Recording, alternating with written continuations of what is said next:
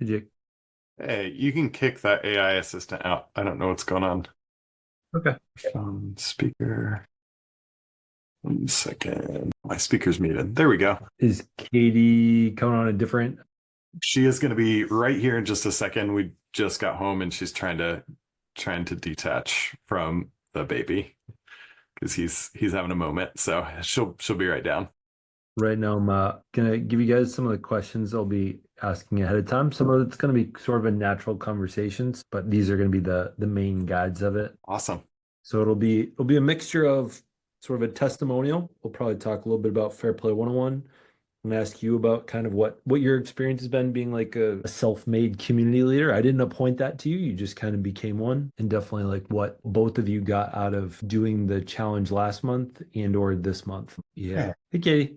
Hey, And Jake, I will be putting you on the spot around the lack of execution and timely plan perfect. of your. Trade seats. Doing a trade seats. no, I love being the short one. I live I- my life with this. Mine's just I am 5'6", but he's 6'4", Okay. so it's always a disparity. switch my spots. No, I mean this is me, so let me be genuine. I didn't notice they were that different when I set them up.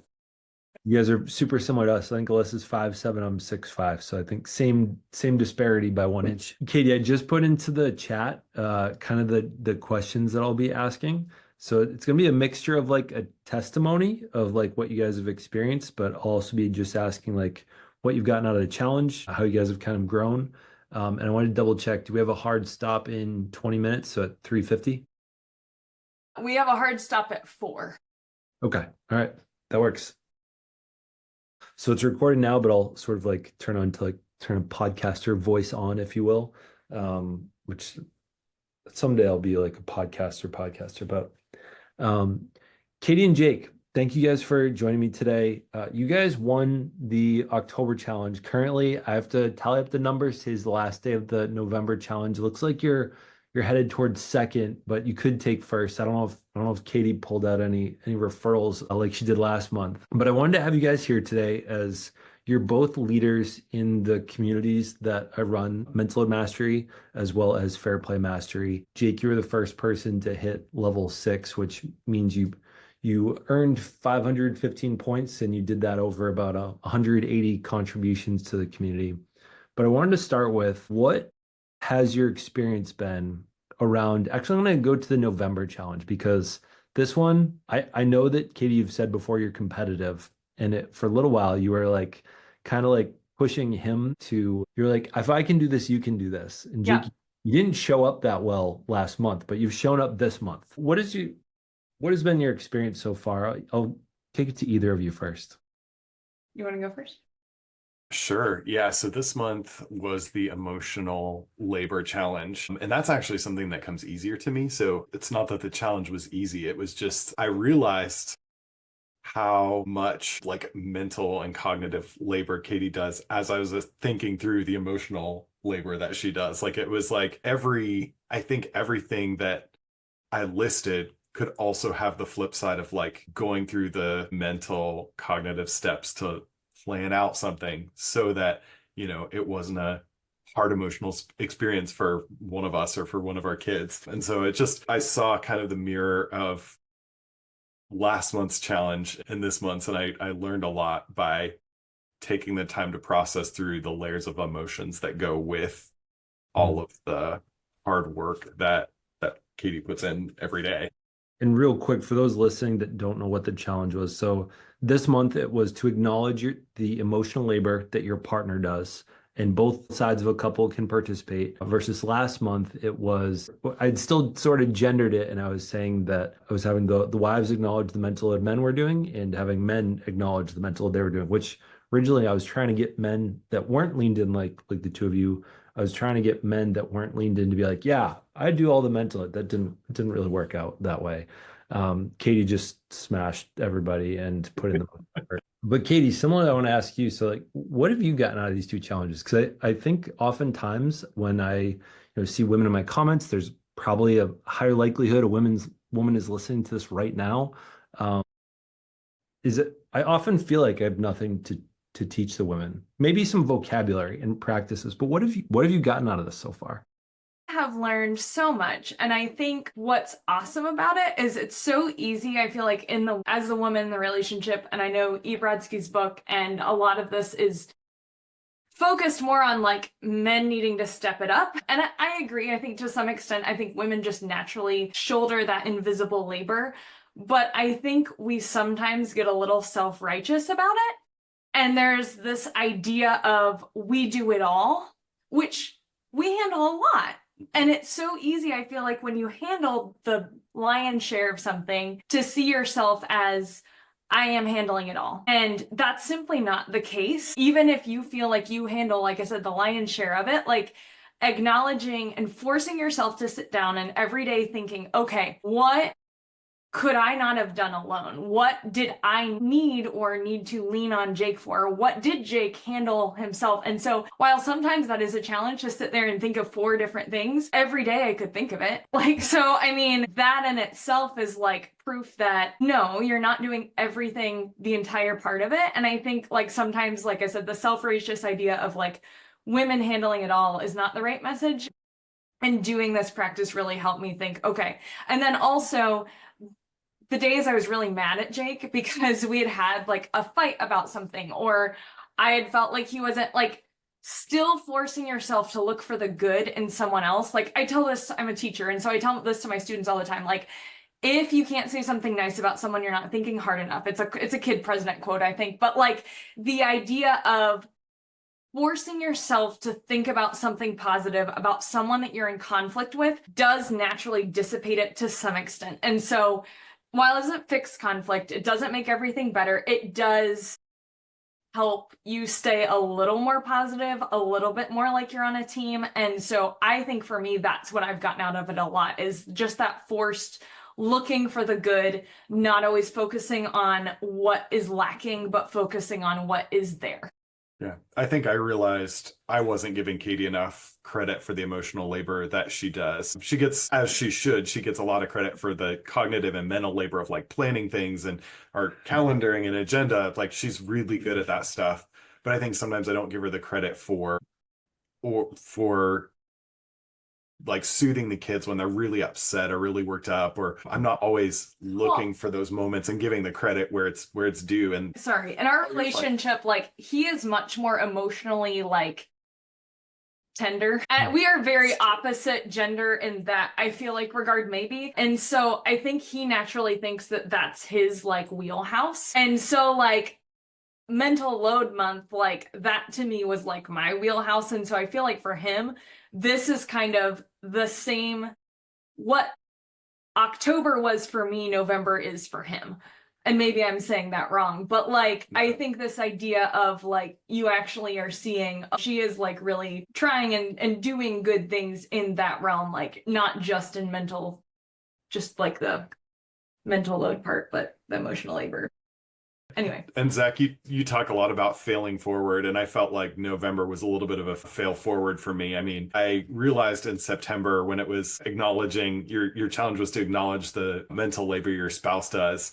And I did the first couple days, and I missed out on a couple points, and I was like, I don't know. I don't know if I can keep up with this. And so I didn't, and I just kind of fell off the bandwagon. And I realized during this month, as we were acknowledging emotional labor, my goodness, that was guilt. Like I felt a lot of guilt that I didn't do the emotional labor for even realizing, hey, I felt guilty. That's why I didn't keep up with that challenge. That's why I didn't acknowledge all of the work she does and take on that challenge. And so this has been kind of a fail forward experience for me to realize, oh, there was some work I wasn't doing in order to do something that really would have meant a lot to acknowledge, back in September, what she does every day. And when I brought up that it was hurtful that you didn't finish September, that you gave up after 3 days-ish, and I said how hurtful that was, you got mad at me. It was really a really upsetting conversation. And he was still mad for like days after that. Just that idea of me saying like, hey, that's really hurtful. Like you couldn't even do that for me. And so I was like, I'm going to do October and I'm going to win it. And I did. But like that, I mean, it was really truly that concept behind it. And so anyway, I think it's been nice to have him work through that. It's a little slower of a work through than I'd like, but still it's been good to think through it. So that was really long-winded response. Yeah, Sorry. no, that was great. I mean, that's why we have the long form content here. Question for you, I think this one's going to go to Katie, is when you guys, so I met you guys first in July and it came to a consult call, wanted to check out what my programming was. You guys jumped into Fair Play 101. Katie, when you guys were at that point and you guys weren't in the greatest place, what was your experience like then, and where is it now? Now I know you guys aren't out of the woods, because even Jake, I'm gonna talk smack here. Is like, I know that you've been dragging your feet a little bit after winning the October challenge. I had said to Katie, you guys won your $200 date night. Do you want me to just send the money to Jake and let him organize it? And you're like, yeah, he's taking full mental load on this one. And Jake, it's taking you some time. I even checked in with you earlier today to make sure you bought the tickets. I forget what the event was. Taking some time to do that out. So just to illustrate, like, I know that you guys are still working and growing and like it's still work in progress. Katie, where do you feel like you guys have come since I started working with you guys in July? I feel like we've gotten to the point where we can have conversations that like result in something productive. We're still getting frustrated. I'm still getting frustrated about things like balls being dropped, things not being thought of, like that kind of stuff. And he's still getting defensive about that when I bring stuff up, because I should be bringing it up in a more positive tone, happy way, etc. I think we're getting to the point where we are moving over bumps. Hold on, I wanted to ask real quick. You said I should be asking it in a nicer tone. Should you be? I highly recommend people don't shit on themselves. And so like, I think I should have to. He thinks I should. So I said that not because I'm shitting on myself, but because I think there's a layer. Shitting on you. He's shitting on me. So I think there's like, it's not me shitting on because I agree. I don't think you should shit on yourself. But I think just this idea of like, I think sometimes frustration is valid, because especially if it's something you've brought up multiple times and you've gone over it multiple times, like I should have the feeling and the emotion of like, I can be frustrated here because I earned it, kind of. But I think we're still working through that concept. But yeah. So that's explaining that. Now, Jake, I know one of the things that you consistently do in the community, and what I encourage a lot of the guys to do, is doing the core emotion wheel. Now, for me, since I started doing it back in December, I've seen that my ability to have like the emotional literacy of like hearing in my own head, like, oh shoot, I'm feeling shameful right now. I'm feeling guilt. I'm having a lot more of those moments where I'm self-realizing it before I'm getting defensive, or like pretty quickly to the point where I can name it out loud, and the defensiveness kind of dissolves. Are you having a similar experience with that, or is that like, I know I still have plenty of moments where I'm getting defensive, but does it feel like that's been an improvement? Yeah, I feel like in the area of defensiveness, that's one of the biggest areas I need to grow in. But I do feel like how the core emotion wheel helps is that when you kind of force yourself into filtering what you're feeling through those core emotions, it really makes you, for me, I realized that things that I was calling upset, I was upset about this, or frustration, it kind of forces me to really more deeply think about what I'm feeling and process that through some really helpful terms, like the core emotions are.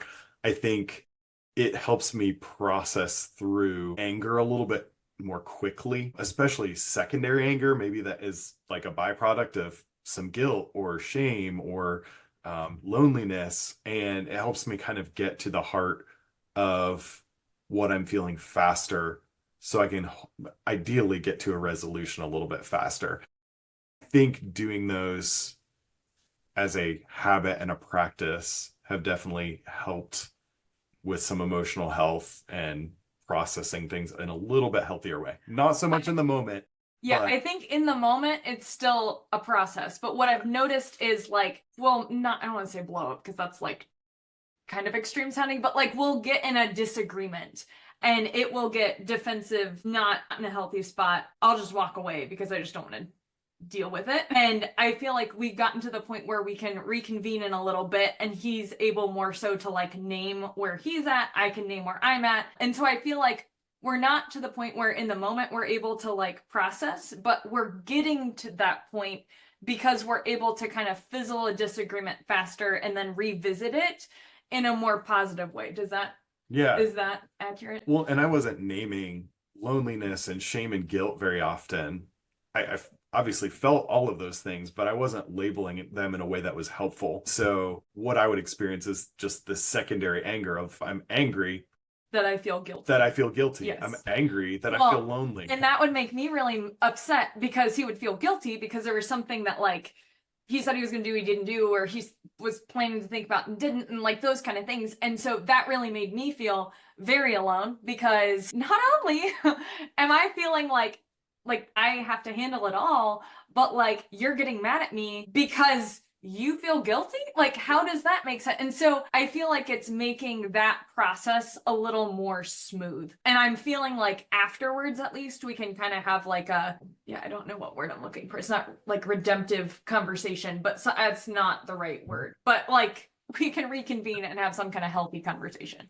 Well, and to speak a little bit to the group too, I think we're all looking for validation, and often we're looking for validation from each other, which we should be able to validate each other's emotions, but sometimes it's been a day, and it's hard to do that. And so to have a group where you can go and not vent, but kind of, I mean, to talk about your core emotions and to see what other guys are experiencing, even just reading what other guys were dealing with that day was so relatable. It is such a easy way to feel that validation, because you're like, oh my goodness, I relate so much on that point. Oh my goodness, that's 100% me. I react exactly the same way if this happens. And so that kind of external source of validation, not just like patting each other's backs and saying, it's all right, man, you did the best you could, but like just that seeing somebody else's raw emotion is almost like a mirror. I described it like a mirror one time. You're like, okay, I'm not the only one. That by itself is validating and super, super an amazing byproduct of being in the group. Yeah, and I feel like there's a lot of moments where like I'll have like waterfalling emotions where it'll start with maybe loneliness and it'll turn into shame, and then I'll feel guilty that I'm even feeling shame about it, and then I'll feel lonely that I think I'm the only one feeling guilt about that thing. And so it seems like almost if loneliness is a consistent pattern of why we are not able to process it because we don't feel like we can talk with anybody, I'm hoping we're at least solving that problem for a lot of guys.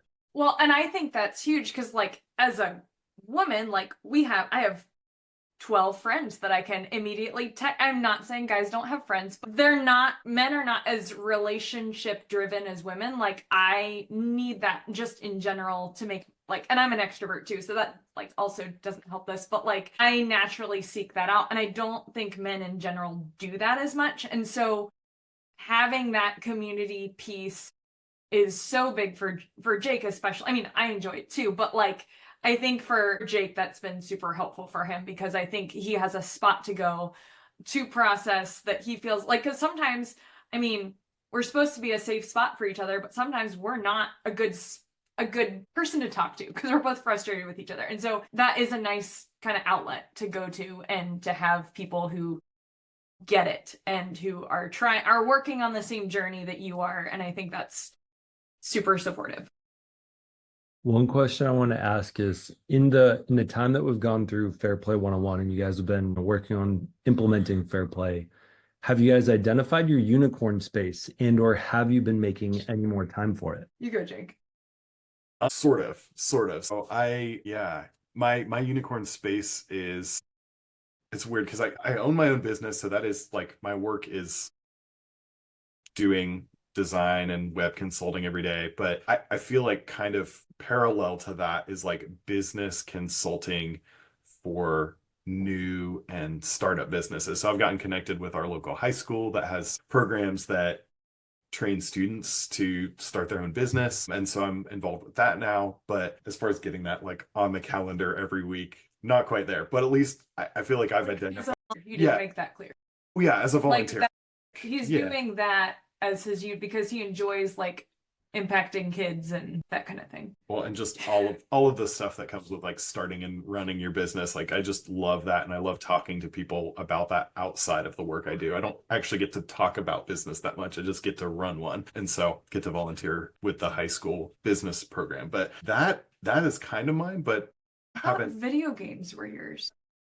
that's for me more like Just a self-care, unwind. I would call for a lot of people. I think video games are much more of a hobby. They're entertainment, but they're not necessarily something that we feel passionate. I would say a decent benchmark of kind of created to identify that with people is if you are at a dinner party, can't talk about kids, can't talk about work. Could you get lost for an hour or two in a conversation talking about the thing? And I think if you could, I would argue it's unicorn space. If it's like, if you get bored after 10, 15 minutes that of like I know for the Patriots, like I'm a Patriots fan in New England. I could probably talk about it for 15 minutes, but at some point the nostalgia would wear off and be like, okay, can we talk about something else? Like Tom Brady was dope. Okay, now what? Katie, same question to you. I think I've identified it, but I love to travel, but it's kind of tricky with young kids. I have 3 kids, 5 and under, so, and I'm a full-time teacher, and so working on planning that out. I think for now it's getting like day trips on the like I've been looking over winter break, like we have 2.5 weeks off, so I'm like thinking maybe we go down to Hocking Hills and rent a cabin and like do like something like that to kind of feed into that. But like I said, it's tricky with like, do we take the kids? Is it really unicorn space traveling if I have my kid? Like just thinking through all those pieces and parts, I'm like looking and talking to some of my friends like, hey, would you go to Iceland like with me just randomly? That way Jake could have the kids and we could do that. So I think I'm working on what that looks like. It's just a little complex to figure that out. But I do even enjoy taking time to like think about travel and plan the travel and like those ideas behind it, like having time to do that is nice as well.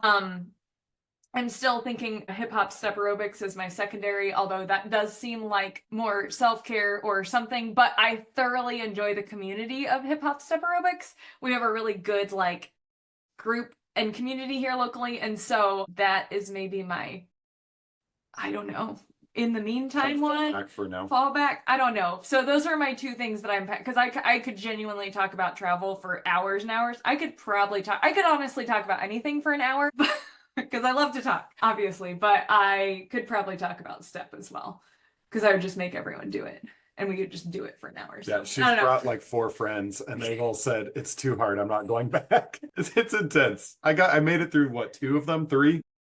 We got about 3 minutes left. I wanted to ask, so given that you guys have been on the leaderboard 1 and 2 the past 2 months, what do you think you would like to see for the December challenge? I have a couple different ideas. I'm wondering, Jake, do you want redemption at your September?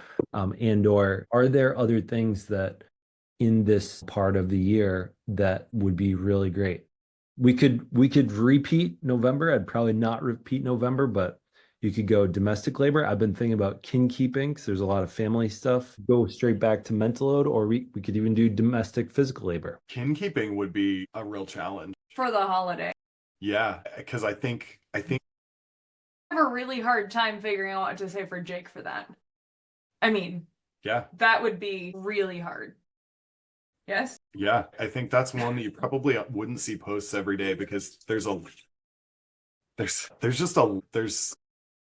lot to that. I mean, remember, kin keeping is like, I think if we kept it to families, when I talk in corporate workshops, I'm talking about culture keeping is like the person that goes to all the cubicles to invite them out for drinks at the end of the day. But I mean, it could also, I think any of the emotional labor that you're doing with your kids, I would argue could be kin keeping. So if it's taken too minute of like what preparations are being done for the holidays to keep the family together, I could see where that might be a little too small. But I think as long as it's a little more broad and that's defined, I think that would be a really good one, because I think there's so much in December to like handle with that. So I think that would be great. Domestic labor, I think also would be great, because I think that would give shout out to the men a little bit more, because I think that's more in a guy's wheelhouse, is the like doing of the things. Execution, but not No. conception and planning. Yeah. Sometimes. Yeah. Yeah. I think both of those would be great. All right. Well, I'll keep brainstorming. I have to take a poll in the community, but thank you too for coming on here, sharing with us. I'm delighted that you guys have been getting so much out of the community. And Katie, you're going to be my first, leader in the Fair Play Master Group, and I'll continue coming to you saying like, what's missing from this group? Like, what are you getting out of it? What would you like to see in here? And the part of the reason I asked about Unicorn Space, I was thinking we could do a book club about Unicorn Space. Yes. Book club. I love book clubs. I don't know if I'm the one that ought to guide that, if I need to bring in some outside help, because I don't think me telling a couple of women that they need to spend more time doing Unicorn Space work out quite as well as another woman that's doing it, like, Eve Rodsky. We need an expert woman who's doing Unicorn Space well. And like, that would be great. That would be super good. Well, thank you for all the work that you do, because we have grown so much, and you're not a counselor, but I will say this is like the most practical relationship coaching. Is that a word I can use? It's 1,000 times more practical. I mean, not down on counseling, but like we did counseling for years, and we have grown more since July than we had for 2 years. So I don't know if that's like allowed to be said, but I feel like for us, like I'm such a practical person, and to me, like feelings are great and that's a part of it, but I think this also put more to it than just like talking through that's an important piece, but then like there's something to be done because of that. And I think counseling stops there for us at least. And so I think the practicality of it has impacted our lives quite a bit. So we appreciate. It's the vocabulary, it's the accountability of being in community, it's just the ongoing practice of doing things like Core Motion Wheel or posting your agenda, which I need to do. But it's the practice and the practicality of it that makes such a difference. So yeah, thank you for the work that you do. It's a lot of cognitive labor to continue to put content out there, but it makes it a huge difference, and it definitely has made a difference for us already. Appreciate that. Well, thank you too. I appreciate you coming today and sharing with us. Thank you. Thank you, Zach.